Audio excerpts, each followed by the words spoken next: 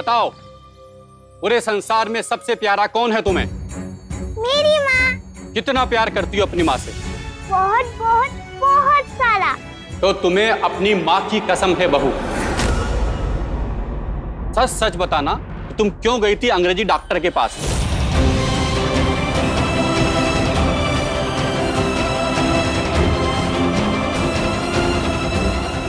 माँ की कसम खाई है तो सच ही कहना, वरना परिणाम तो तुम जानती हो।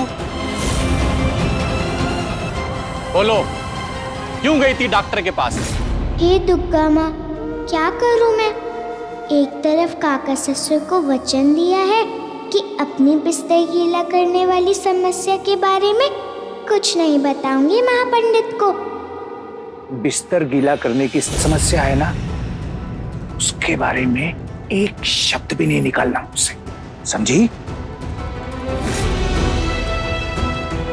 पर दूसरी तरफ माँ की झूठी कसम भी तो नहीं खा सकती मैं। बचा लो दुर्गा माँ।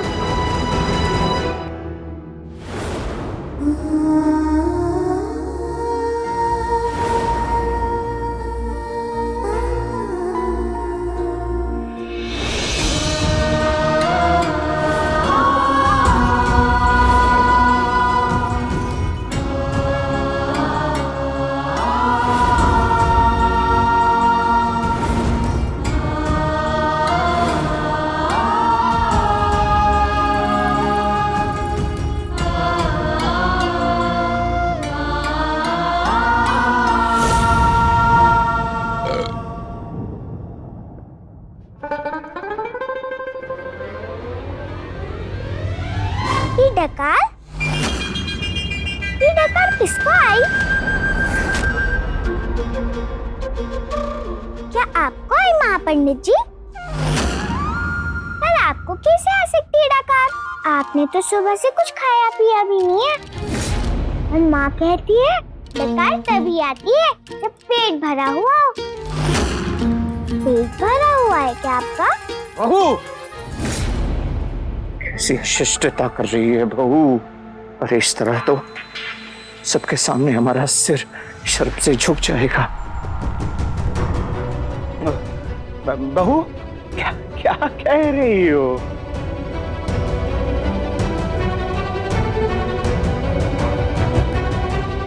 इसीलिए शरबत नहीं पी रहे क्या?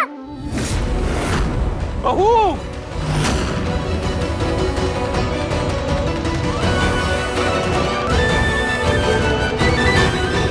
वैसे अच्छा होता है डकार आना। ये निशानी है कि सारा खाना हजम हो गया। और अब डकार आ गई है तो थोड़ी देर बाद अब फिर से खा सकते हैं। रसगुल्ला खाएंगे? 4 हांडियां हैं रसोई में। चाहे तो इडली भी जा सकते हैं। मुझे तो वैसे भी नहीं मिलते हैं खाने को।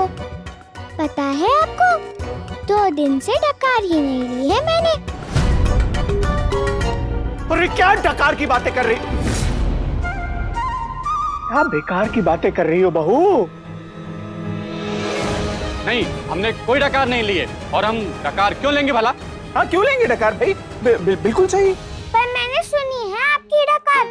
माँ कहती है बहुत तेज है मेरे कान, जरा सी भी आवाज सुन लेती हूँ मैं। सिर्फ कान ही नहीं, जुबान भी तेज है तुम्हारी। हाँ, पर ये माँ नहीं मामी कहती है। नाना दीदी बोलते जाओ। अरे जान तो लूं कि 3 बत्ती के शरीर में 6 गज की जबान छुपाती कहाँ है? वहीं जहाँ आप मामा जी के लाए सारे रसगुल्ले, संदेश और झाल मुरी छुपाती है। बस, बहुत हुआ बहू। रुकिए त्रिलोचन बाबू, क्या प्रमाण है तुम्हारे पास कि डकार हमने ही ली है? आप सबसे ज्यादा किसकी पूजा करते हैं? देवी माँ की। तो क्या देवी माँ को बुलवाओगी अब? हाँ, अगर आप दुर्गा माँ को इतना मानते हैं तो खाइए उनकी कसम और कहिए कि नहीं लिए आपने डकार।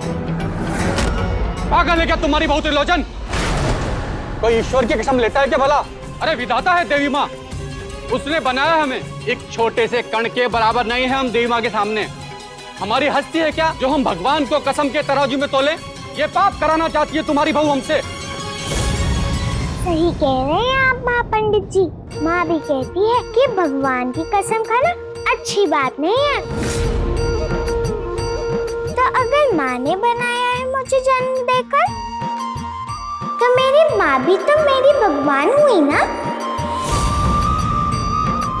आज मैं आपके सामने खड़ी हूँ वो मेरी माँ की वजह से। तो मेरे लिए मेरी माँ देवी माँ से कम हुई क्या?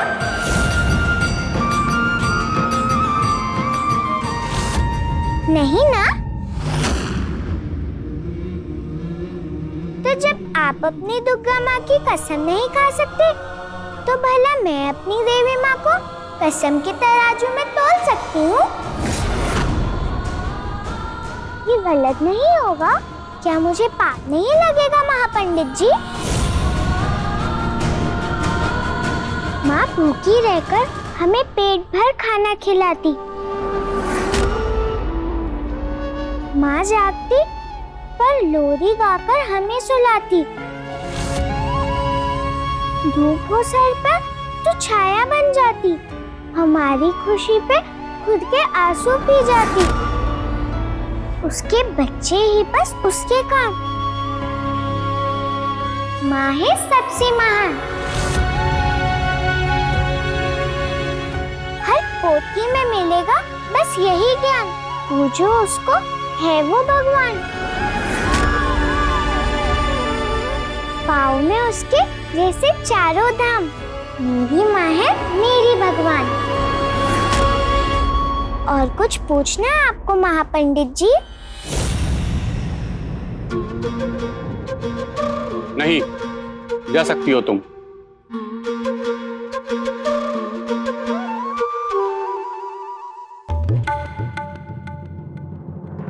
हम भी चलते हैं त्रिलोचन बाबू। एकादशी महापूजा का मुहूर्त 2 दिन बाद सुबह 9 बजे है, तो 7 बजे आकर स्थापना कर देंगे। और हाँ, पूजा से पहले ये भी जांचेंगे कि घर पूरी तरह शुद्ध है या नहीं। आज तुम्हारी बहू ने तर्क कुतर्क करके बात बदल दी, पर अगर उसने एकादशी वाले दिन कोई भी समस्या की तो देर नहीं करेंगे हम पूजा का सौभाग्य किसी और को देने में।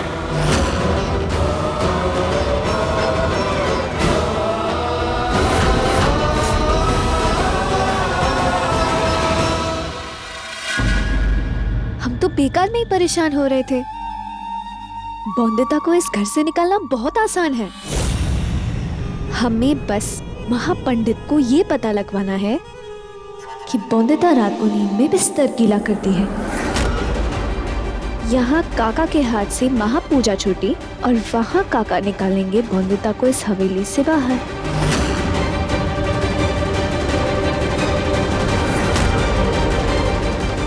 हमें तो लगा था कि समझदार होगी तुम, विदेशी और हमारी दोनों संस्कृति और संस्कारों को जानती होगी तुम, पर नहीं, हम ही गलत निकले। नहीं तो ऐसा बेकार सा ख्याल भी कैसे आया तुम्हारे दिमाग में सौदामिनी? ऐसा क्या गलत कह दिया मैंने? एकादशी की पूजा अचानक आपके लिए इतनी जरूरी कब से हो गई? हमें तो लगा आप विलायती सोच रखते हैं, अंग्रेजी सभ्यताओं को मानते हैं। हमारी परंपरा और रीति रिवाजों से आपको फर्क नहीं पड़ता? हाँ, नहीं फर्क पड़ता है, कोई फर्क नहीं पड़ता है। पर त्रिलोचन दा हमारे बड़े भाई हैं। कल को समाज में हमारे बड़े भाई का सर अगर शर्म से झुकेगा तो फर्क पड़ता है हमें सौदामिनी। उस लड़की की वजह से त्रिलोचन दा से महापूजा का सम्मान छिन गया तो कितना दुख पहुंचेगा उन्हें।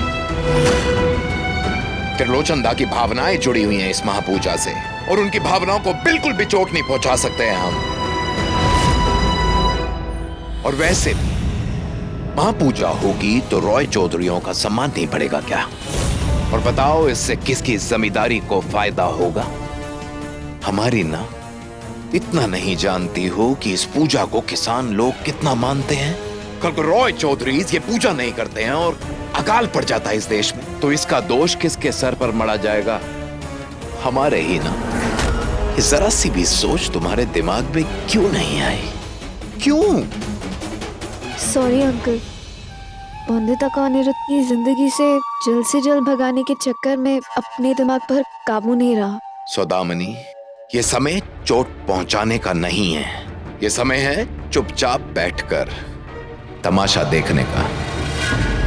और मुझे पूरा विश्वास है कि बंदिता की इस बीमारी का कोई इलाज नहीं है। तुम देखना, एकादशी तक अनिरुद्ध बंदिता की इस बीमारी को नहीं ठीक कर पाएगा और फिर शर्त हार कर उसे बंदिता को हमेशा के लिए उसके गांव छोड़कर आना ही होगा। और फिर तुम आओगी हमारे घर में, हमारे परिवार में, रॉय चौधरीज की बहू बनकर।